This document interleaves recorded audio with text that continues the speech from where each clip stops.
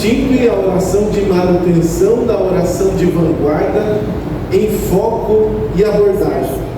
Vocês lembram que tinham dois tipos de oração: a oração de manutenção e a oração de vanguarda.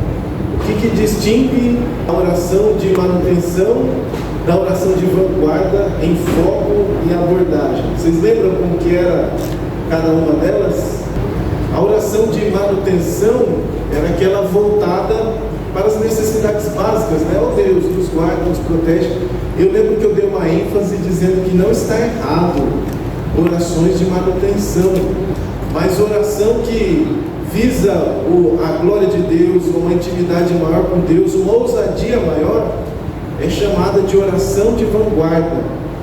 Então é aquela que o próprio Moisés fez, já responde até a pergunta 2. Aquela que Moisés fez, ele refletiu o desejo de intimidade com Deus. Então eu até abri aqui em Êxodo 33 para rapidamente falar sobre essa resposta.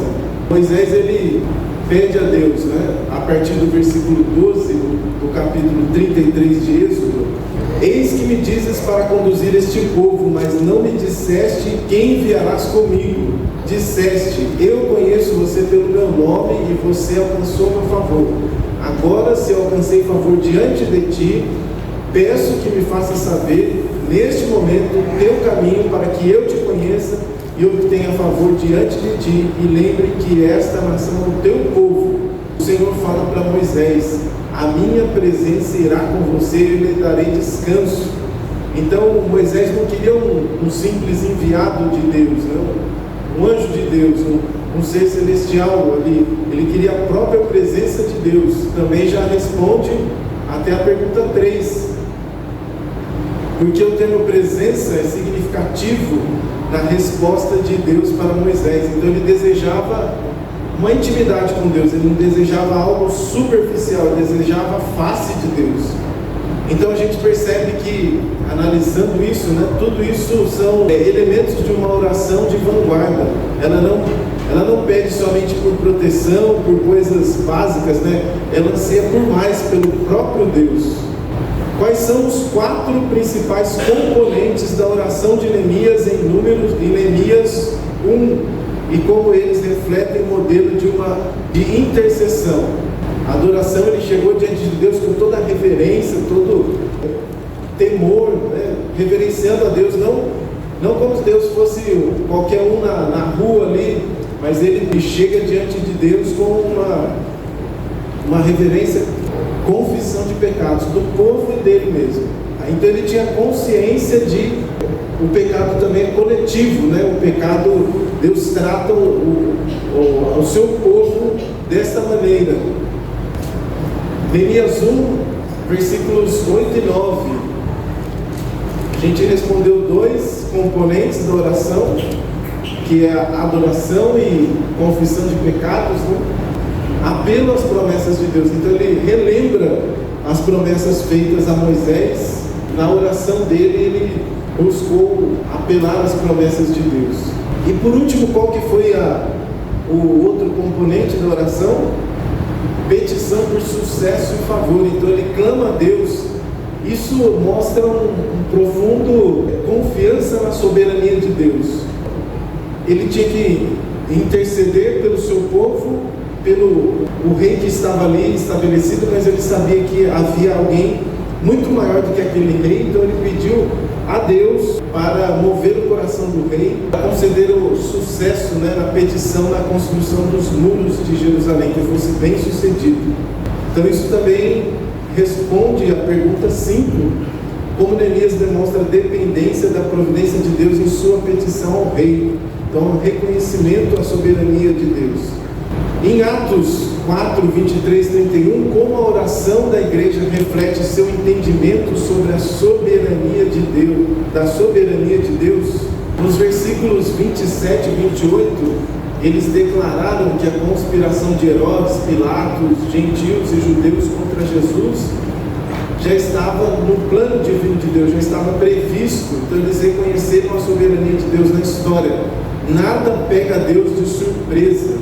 Outra coisa que aparece, né, o dividido por ousadia.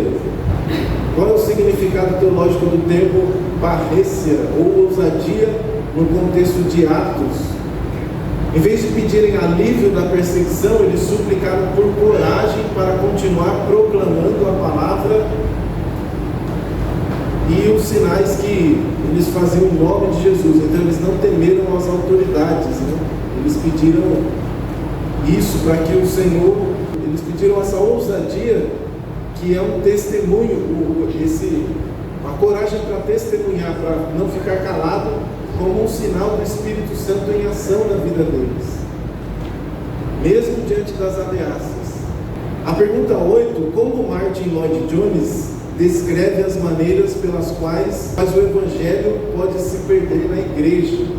Eu falei para vocês que o autor do livro que a gente tem se debruçado, Tim Keller, ele cita várias coisas, né? Quando o Martin Lloyd Jones, ele vai falar que uma das maneiras que o Evangelho pode se perder na igreja são desequilíbrios, uma ênfase exagerada em alguma coisa, ou um orgulho por a gente está certo, a gente tem a melhor música, a melhor exposição bíblica, pode gerar um orgulho, né? A gente faz as coisas certas aqui.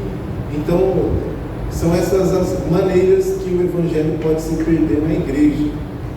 Quais os passos práticos uma igreja pode tomar para recuperar e aplicar o Evangelho de forma eficaz? Então eu citei algumas coisas que são trazidas como novidades, mas já ocorreram há muito tempo atrás. Eu citei que ali na Inglaterra do século XVIII, homens como George Whitefield e John Wesley, eles estimulavam grupos pequenos com frequência semanal de 8 a 4 pessoas, e essas pessoas eram desafiadas através de perguntas a dizer o quanto Deus era real na vida deles. Eles eram estimulados a confessar pecados, explicar como Deus tratava com eles por meio da palavra e explicar também como eles dependiam de Deus através da oração. Outra coisa prática, né? Conversas informais nos corredores da igreja. Então, o objetivo de termos almoços comunitários, café da manhã comunitários, o tempo do intervalo entre a escola dominical e o culto, são práticas intencionais, pensando nisso, né, na comunhão, em conversas ali, que o Espírito Santo use a vida das pessoas para que a igreja seja saudável. Através de aconselhamento também é uma forma que a igreja pode recuperar e aplicar o Evangelho. Então, tudo isso, né, e responde também até a pergunta 10, porque os pequenos grupos e conversas informais são importantes para manter a comunidade centrada no Evangelho, porque a gente pensa de uma maneira intencional, ter grupos de comunhões, intimidade, a igreja se conhecendo. Então, é nesse sentido aí. A continuação da a aula passada foi a obra da renovação pelo Evangelho. Sempre quando a gente fala obra da renovação pelo Evangelho, não quer dizer que depende de nós, do nosso querer somente. Depende do Espírito Santo nas nossas vidas, né? Então a gente precisa entender que somos intencionais, devemos ser intencionais, acreditando que o Espírito Santo fará isso através de nós. Então não significa que a gente, só porque é o Espírito Santo, a gente vai de maneira espontânea esperar que isso aconteça. E aí a aula de hoje vai ser dedicada para o papel da pregação da renovação pelo Evangelho. O papel da pregação da renovação pelo Evangelho. Aí a gente pode perguntar o seguinte: por que vai falar de pregação para a igreja toda, sendo que nem todos pregam? Aqui, principalmente, costumam 6 presbíteros pregarem. Porque também é importante a igreja identificar isso nos presbíteros. É importante que a igreja tenha esse conhecimento e não seja enganada.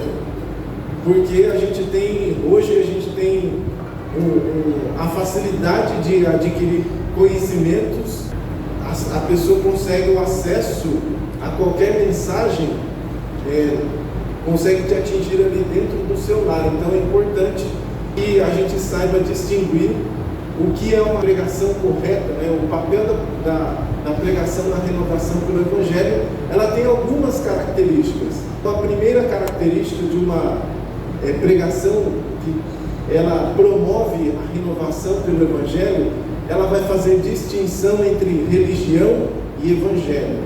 Isso foi falado muito durante as aulas. O que é fazer distinção entre religião e Evangelho?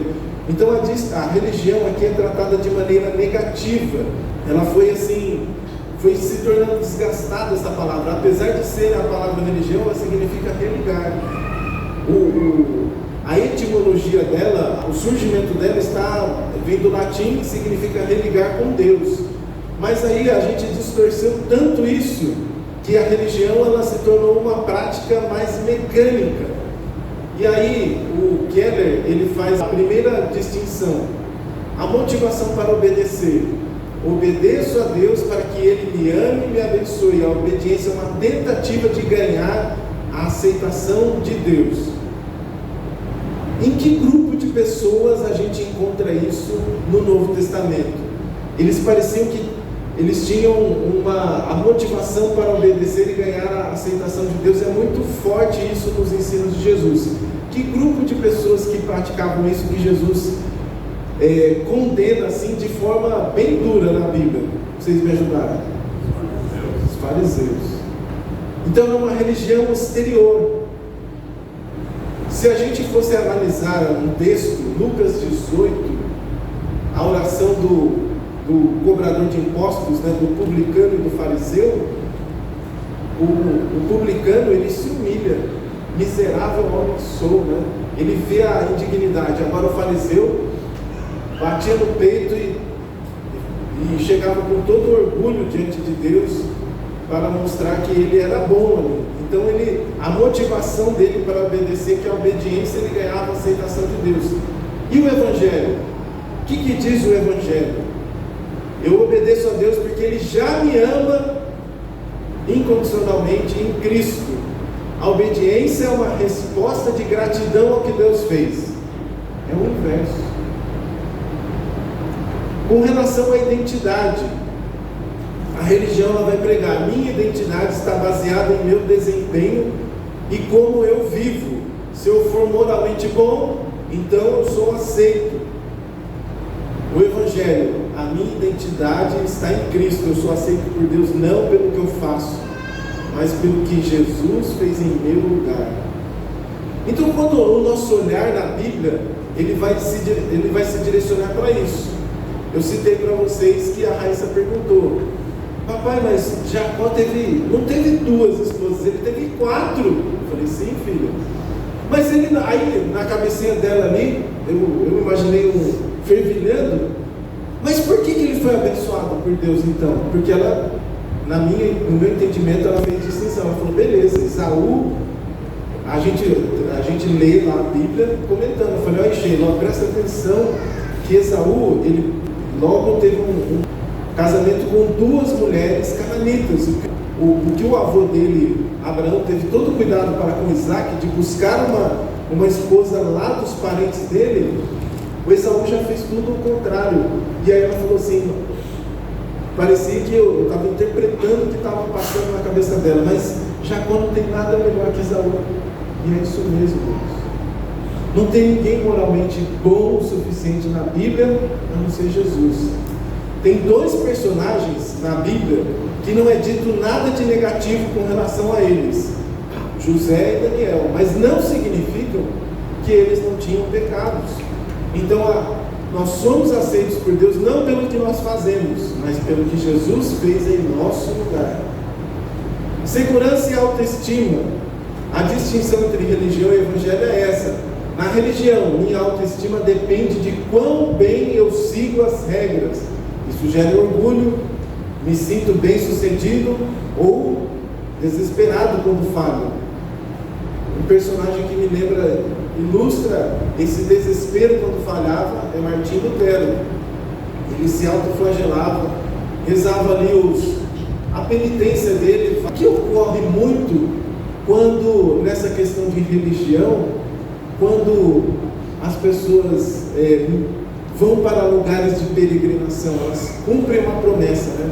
Subir a escada dos joelhos. A gente vê muito isso.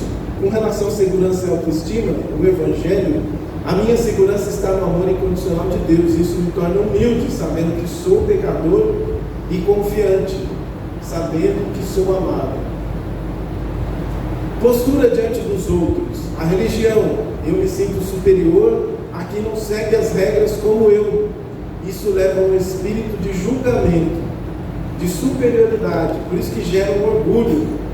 E o Evangelho, eu reconheço que todos são pecadores necessitados da graça, isso gera humildade e compaixão. Eu lembrei de uma frase que é atribuída a João Calvino. Ele fala que o evangelismo é um mendigo dizendo para o outro onde tem pão. Quando ele fala isso, ele nivela. Nós somos nivelados com as pessoas de fora, não porque nós somos melhores que eles. A gente sabe onde a gente estava faminto e a gente sabe onde buscar o pão para a nossa miséria, né? Porque todos estão nivelados ali. Então não deveria ter uma superioridade nossa, cristãos, com aqueles que são perdidos, porque todos são pecadores. Com relação ao sofrimento, a religião vai dizer: se eu sofro é porque eu não fui suficientemente bom e Deus está me, ou porque Deus está me punindo. Então o olhar de julgamento é muitas vezes: esse irmão aí é pobre porque é um miserável pecador. Eu não, eu sou bom, eu tenho um bom emprego, eu tenho meus bens, porque eu sou abençoado por Deus. Isso está cheio. Eu citei exemplos aí para vocês durante as aulas sobre isso. O Evangelho ele diz já outra coisa: se eu sofro, posso confiar que Deus está comigo e usará até mesmo o sofrimento para meu bem e a sua glória. Alguém já ouviu falar do livro Elizabeth Elliot? O marido dela morreu no campo missionário e ela depois foi pregada ali para aqueles índios no Equador. Então o sofrimento na vida do cristão ele existe e não significa que ele está atrelado ao pecado todas as vezes. Há sofrimentos por conta do pecado, sim, mas há o sofrimento porque ele é dessa vida caída, dessa vida quebrada. Alegria e liberdade. A religião, minha relação com Deus é baseada em medo e obrigação. Está cheio disso também de exemplos no nosso cotidiano. O Evangelho, minha relação com Deus é baseada em amor e liberdade. O Evangelho traz alegria duradoura, porque minha salvação não depende de mim, mas de Cristo. Isso me fez lembrar algo interessante. Certa vez eu fui comemorar o aniversário de casamento e do lado do chalezinho que eu fiquei estava tendo um rodeio. Aí tinha uma mulher que era de uma determinada igreja. Ela falou assim: irmão, eu fui lá ver o rodeio, mas eu acabei pisando no prego, ele furou meu pé. Eu falei: mano, cuidado. Mas ela atrelava isso, né? Eu estou desobedecendo a Deus. Estava num ambiente que não era por um cristão na interpretação dela e acabei sendo punido, mas não é de fato assim que opera. Continuando, o papel da pregação na renovação do Evangelho, o que ele vai falar para pregar tanto a santidade quanto o amor de Deus para transmitir a graça. Vocês percebem que toda hora ele vai puxar para o equilíbrio, por isso igreja centrada. Então, o papel da pregação, a pessoa tem que pregar tanto a santidade quanto o amor de Deus. O porquê disso? Quando é apresentada a santidade de Deus com clareza, ela vai revelar nosso pecado, a nossa necessidade de um Salvador. Há uma necessidade de: eu estou perdido. A oração de Isaías é essa. Quando ele vê a glória de Deus, ele vai falar: eu pequei, eu estou perdido, estou condenado a ouvir a santidade de Deus, né? Porque vai ver a perfeição moral e justiça de Deus. E aí nós vamos entender a gravidade do nosso pecado. A pregação deve mostrar que todos nós falhamos em cumprir os padrões divinos. Romanos 3:23. Era para sabermos isso de cor. Então na prática isso vai funcionar na pregação, destacar a justiça de Deus e a seriedade do pecado, enfatizando que ninguém pode alcançar a salvação por méritos próprios. Um dos motivos da reforma protestante foi isso. Era destacado que a severidade, a santidade de Deus, mas não era destacado agora o segundo ponto, né? O amor de Deus, exaltar o amor de Deus. O amor de Deus se manifesta plenamente em Jesus Cristo. Enquanto a santidade revela a nossa culpa, o amor de Deus mostra sua disposição em nos resgatar. Em Cristo, Deus nos ama de forma completa, não por causa do que fazemos, mas apesar do que somos. Eu quero ler com vocês sobre isso, Romanos 5:8. Mas Deus prova o seu próprio amor para conosco pelo fato de Cristo ter morrido por nós quando ainda éramos pecadores. Mas Deus prova o seu próprio amor para conosco pelo fato de Cristo ter morrido por nós quando ainda éramos pecadores. Nesse tópico, quando somos levados a entender a santidade de Deus, mas ao mesmo tempo o amor de Deus, para que entendamos que o quão pecadores somos e o que Deus fez por nós. E tudo isso vai estar unido, né? A santidade e o amor de Deus, eles vão estar unidos na cruz de Cristo. A cruz é o lugar onde a santidade e o amor de Deus, elas se encontram.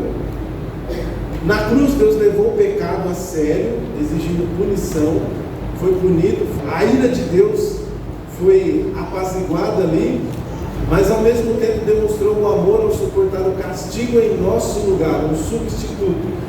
Isso tem sinais por toda a Bíblia, vou chegar nesse ponto aí.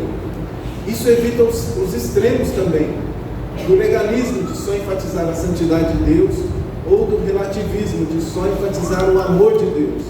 Então a gente precisa tomar cuidado, isso foi falado durante todas as aulas, né, com esses extremos. Apontar constantemente para a cruz como demonstração máxima da justiça e misericórdia de Deus. E as Escrituras são suficientes, né, para isso, para dizer isso, quando numa exposição bíblica, né? Então nesse tópico aí, a santidade de Deus, ela revela a nossa necessidade, o amor revela a provisão de Deus em Jesus Cristo, e a cruz é o ponto de encontro entre as duas. A mensagem ela também precisa ser anunciada, né? Precisa ser clara, precisa trazer uma clareza intelectual. Então, na mensagem é preciso ser usada uma linguagem acessível e direta.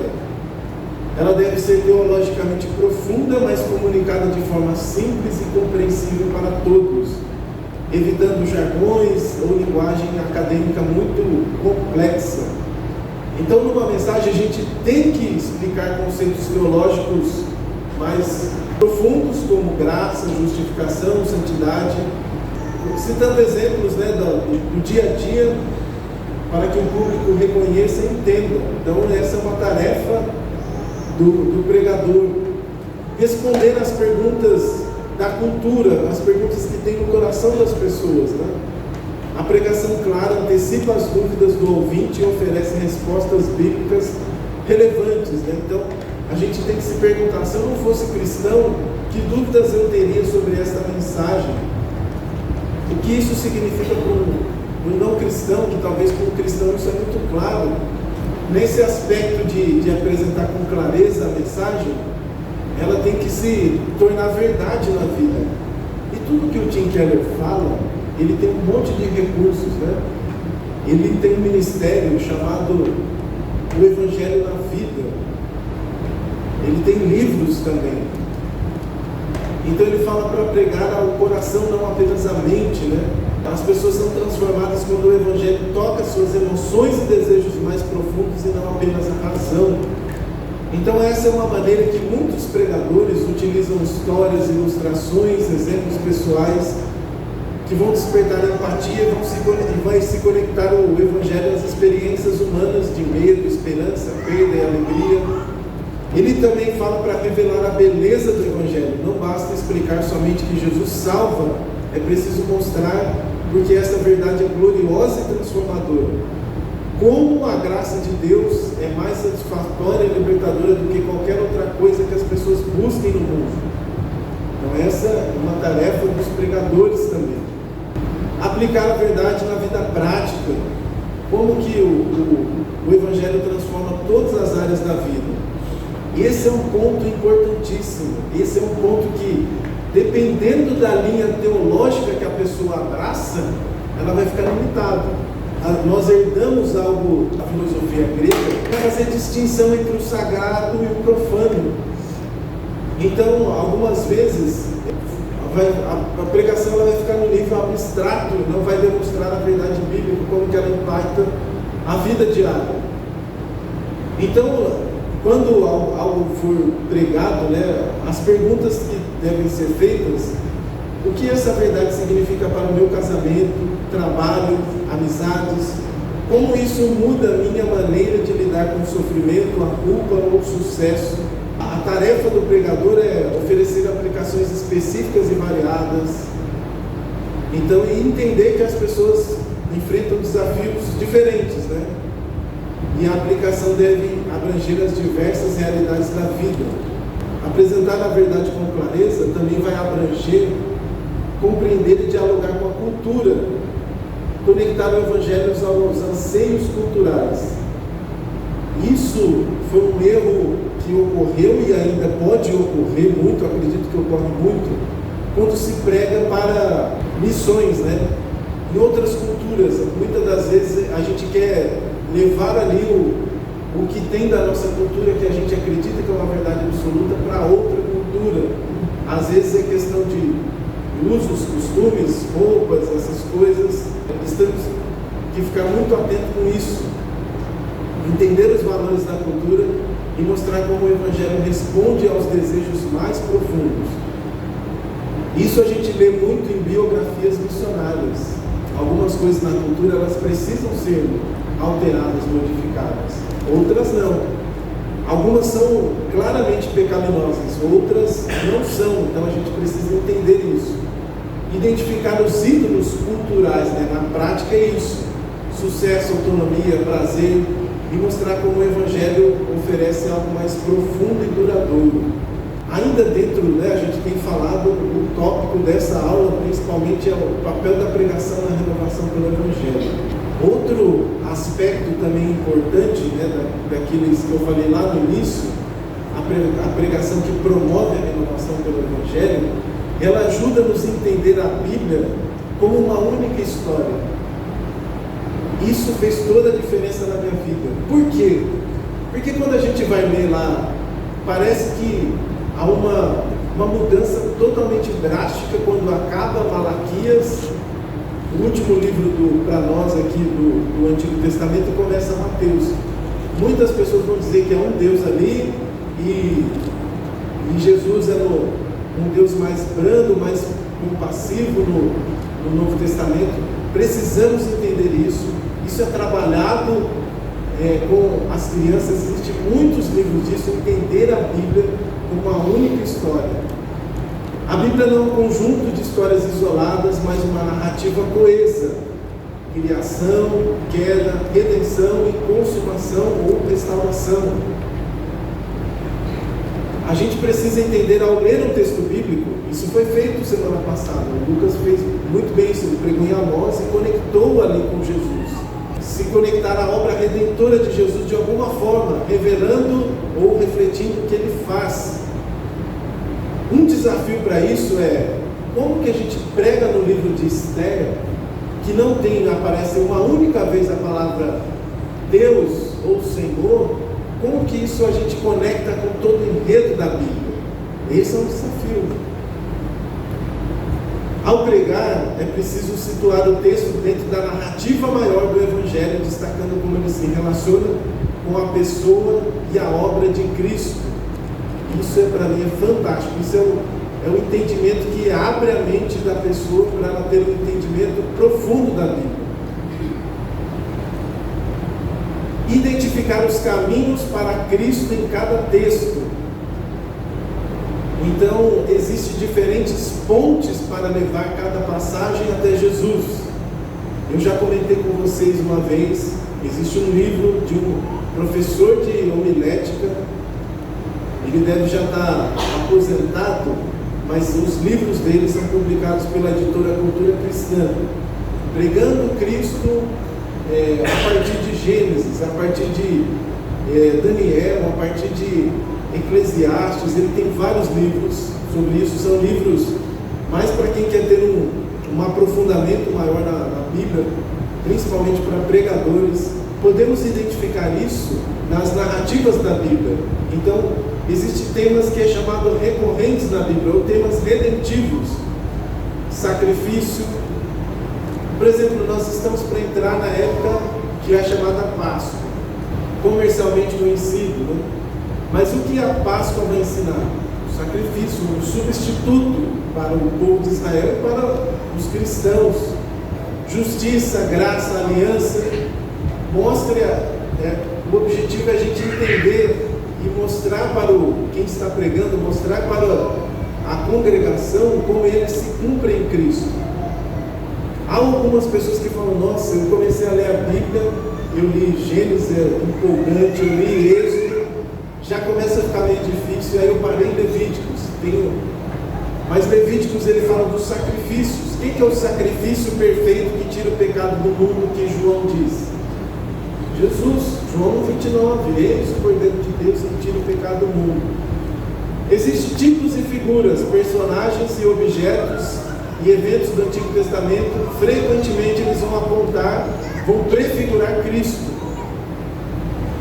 Davi como rei aponta para Jesus, o rei verdadeiro e eterno. Então, quando a gente lê a narrativa de Davi, se a gente for usar o rei Davi como exemplo, a gente vai se frustrar, porque ele cometeu adultério, seguido de um homicídio.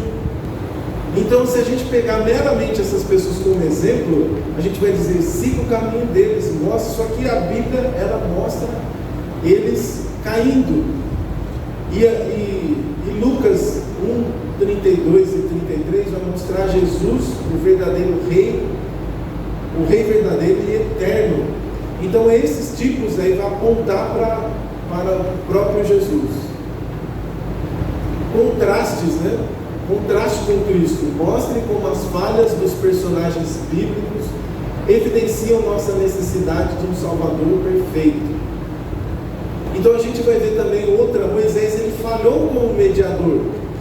Só que Hebreus 3:3 vai falar que Jesus é o mediador perfeito entre Deus e os homens.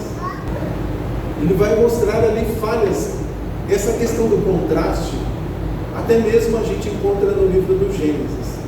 Se a gente pegar a genealogia de Caim, o sétimo, ele vai dizer lá que se Caim for vingado 7 vezes, né, ele vai falar alguma coisa assim.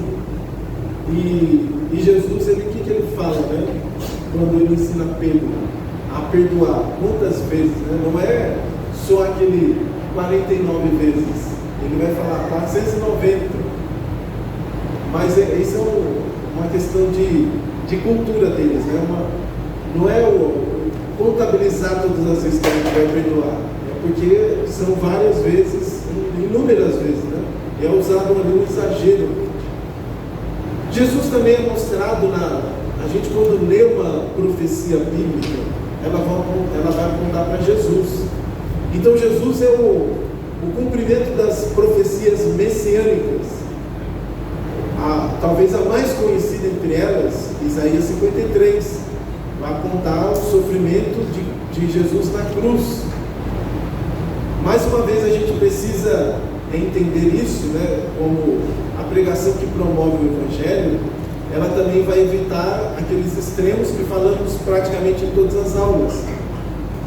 Não usar apenas regras ou exemplos morais. Uma pessoa, às vezes alguma pregação, ela vai dizer: seja como tal personagem da Bíblia, siga tais mandamentos, né? Tais mandamentos, mas isso pode levar ao legalismo, né? Aquilo que a gente já falou bastante. A pregação deve mostrar que ninguém é capaz de cumprir a lei perfeitamente. A pregação ela tem que primeiro anunciar má notícia para trazer a boa notícia. Ela vai humilhar a gente, ela vai dizer assim: olha, os 10 mandamentos diz isso, não busque outro Deus, né? Não faça imagem de ídolos, não cobice, não cometa adultério. Ela vai dizer assim: olha, Só que Jesus, que quando ele vai anunciar isso no Sermão do Monte, ele vai muito além disso. Ele vai falar, se olhar com desejo, já cometeu adultério. Então, o objetivo disso é falar assim, que a pessoa chegue assim, meu Deus, como eu sou um miserável pecador, porque eu já me encontrei nessa condição. E ninguém é capaz de cumprir a lei perfeitamente, exceto Jesus, que cumpriu a lei em nosso lugar. Precisamos exortar a obediência, mas não apenas a obediência, mostrar como Jesus obedeceu perfeitamente e oferece sua justiça a quem crê. Também precisamos pregar Cristo como suficiente e central. Cristo sempre é a resposta final para as necessidades do coração. Cada texto bíblico aponta para Jesus, como Jesus satisfaz as maiores questões humanas: identidade, perdão, propósito, esperança. A gente deve perguntar como esse texto revela a suficiência de Cristo para as lutas e esperanças do coração humano. E existem perguntas chaves para chegar a Cristo em um texto. Então a gente pode fazer assim, está fazendo uma leitura bíblica, ou o pregador, quando está pregando, vai trazer ali na preparação da sua mensagem, vai trazer para a igreja, o que esse texto revela sobre a condição humana que só Cristo pode curar. Como esse texto expõe a nossa incapacidade de nos salvar. De que maneira esse texto aponta para a obra de Cristo na cruz. Como Jesus é a realização ou cumprimento deste tema ou promessa. Então, às vezes a leitura bíblica ela se torna chata para nós, porque a gente não sabe, não conhece a Bíblia como uma única história e não consegue fazer distinção. Eu cheguei aqui ao final de tudo que eu ia falar. Eu quero passar um exercício. Deixa eu ver se dá tempo da gente fazer em 5 minutos. Por banco, a gente conversar com as pessoas que estão no banco, por exemplo, como que Juízes 19 a gente pode enxergar uma mensagem que fala de como enxergar Cristo nessa mensagem. O que ela pode apontar para Jesus nessa mensagem aí? Juízes 19 diz assim: naqueles dias não havia rei em Israel. Houve um homem levita que, peregrinando nos lados da região montanhosa de Efraim, tomou para si uma concubina de Belém de Judá. Então guarda aí que o homem era levita e ele tomou uma concubina. O que é uma concubina? Uma esposa de segunda categoria. Aí a gente já abre um leque para as possibilidades que o texto não fala. Porém, ela se irritou com ele e, deixando-o, voltou para a casa de seu pai em Belém de Judá, onde ficou durante uns 4 meses. Seu marido, levando consigo seu servo e 2 jumentos, foi atrás dela para tentar convencê-la a voltar. Ela o fez entrar na casa de seu pai, e este, quando viu o levita, saiu alegre a recebê-lo. O sogro, o pai da moça, convenceu o levita de ficar com ele durante 3 meses. Comeram, beberam e o casal se alojou ali. No 4º dia, madrugaram e se levantaram para partir.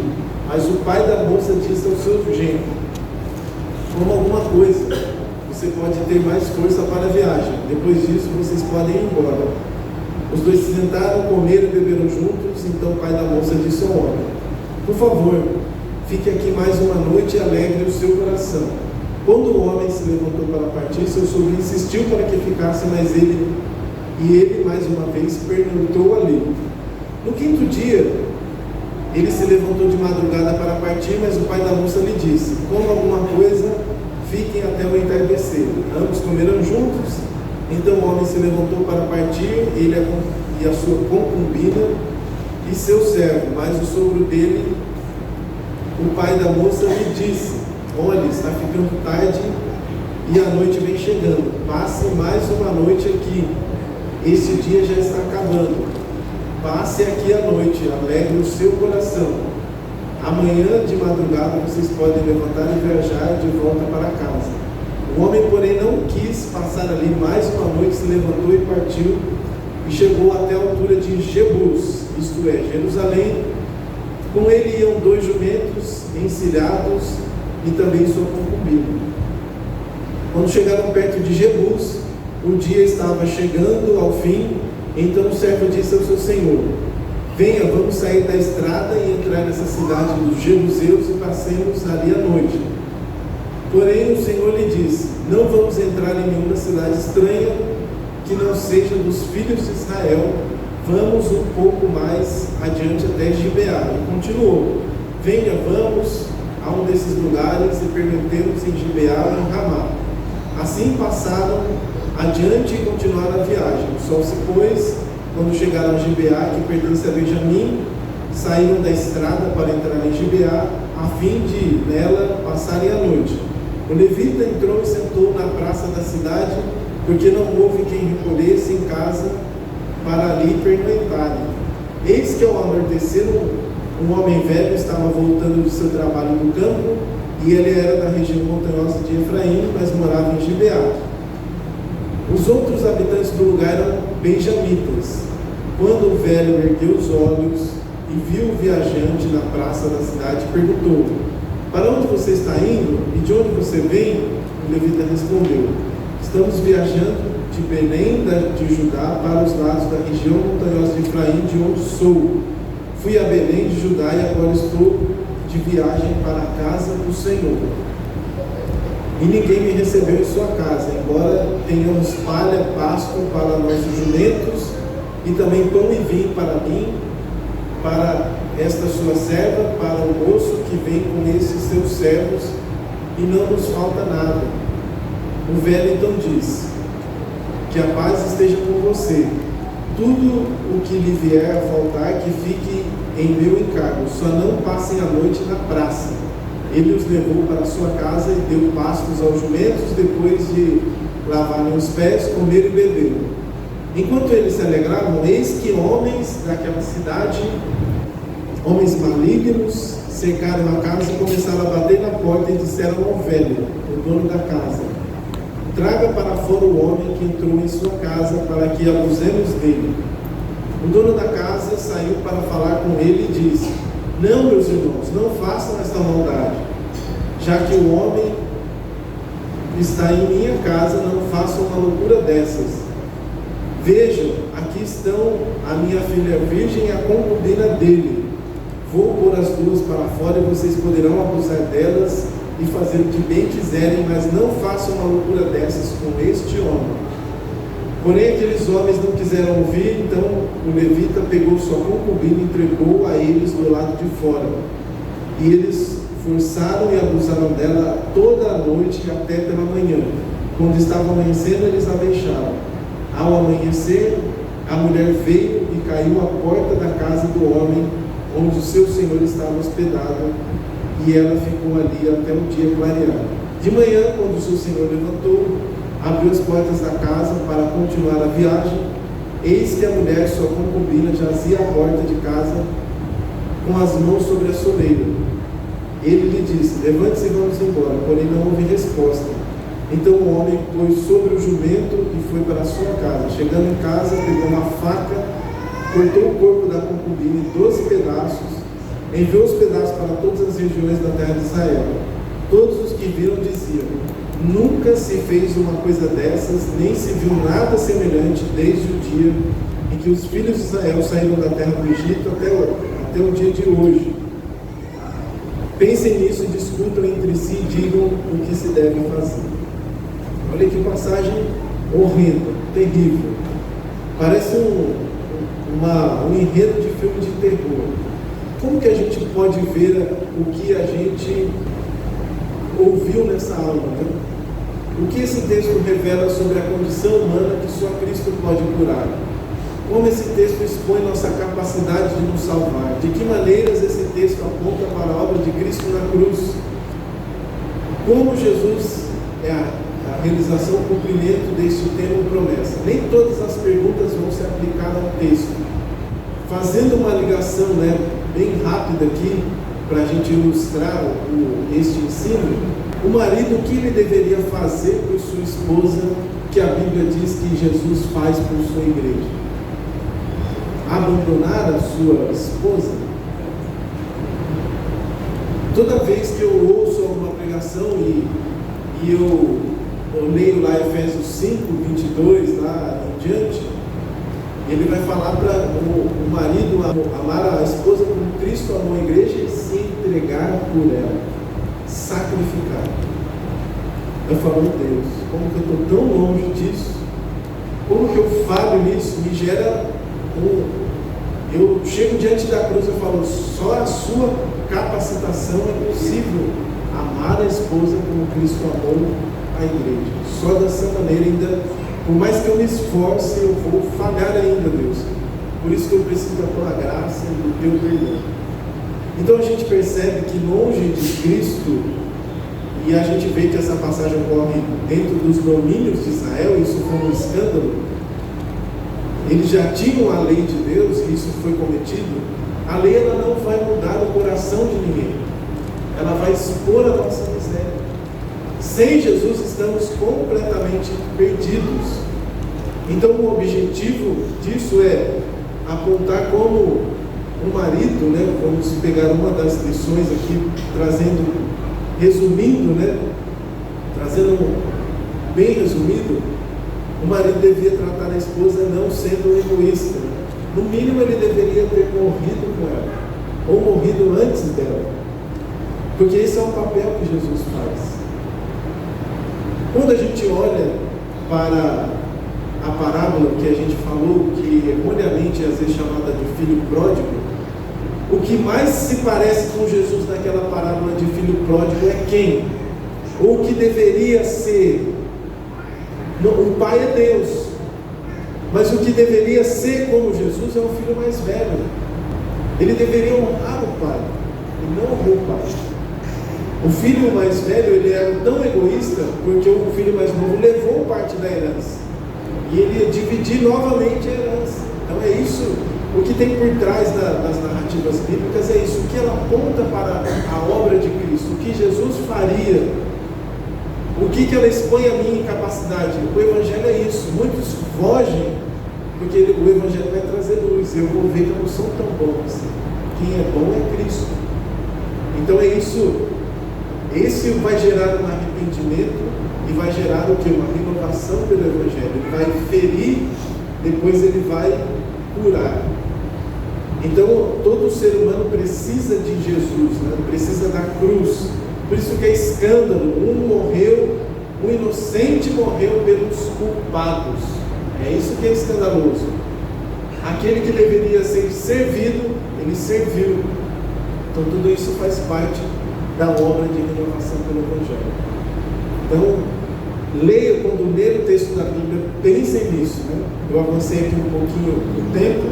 Nós vamos orar e agradecer a Deus por esse tempo de aula e pedir para a próxima aula que ela também traga entendimento, crescimento para a igreja.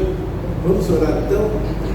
Senhor nosso Deus, obrigado, Senhor, por se importar com miseráveis pecadores, ó Deus, pecadores imundos, rebeldes, Senhor, que somos nós, ó Deus, mas nós também nos agarramos no Teu amor, ó Deus. Obrigado, Senhor, por nos amar, ó Deus, em Jesus, a ponto de entregar Seu Filho por nós. Que isso molde os nossos relacionamentos, Senhor. Que isso não gere humildade em nós, dependência do Senhor. Abençoa, Deus, as próximas aulas. Que os irmãos participem, se dediquem a esse tempo de aprendizado do Senhor tão importante. Pedimos pelo nosso culto que ocorrerá daqui a pouco. Abençoe os atos desse culto, Senhor. E um momento breve de comunhão que teremos ali no café nesse momento. Em nome de Jesus que nós oramos. Amém. Vamos para o intervalo e logo teremos um culto.